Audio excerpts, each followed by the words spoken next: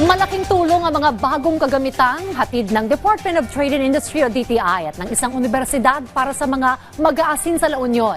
Sa pamagitan kasi ng proyektong ito, gaganda ang kalidad ng kanilang asin. Yan ang ulat ni Glenda Sarak ng Radyo Pilipinas. Ago.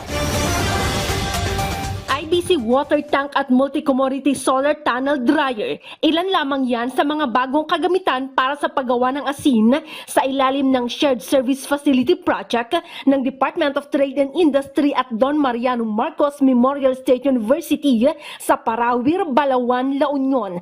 Nagkakahalaga ng 4.5 million pesos ang proyekto na gagamitin sa sea salt production at post-harvest processing. This initiative is a significant step towards enhancing the local sea salt industry and pottery craftsmanship, while also contributing to the sustainability or sustainable growth of our economy.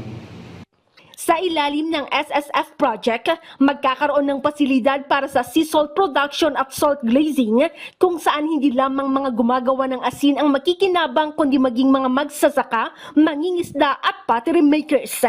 Tiwalang DTI at DIMSU na sa pamamagitan ng proyekto ay gaganda ang kalidad ng ginagawang asin sa lalawigan. Makakatulong din ito para maging salt self-sufficient ang lalawigan ng La Union.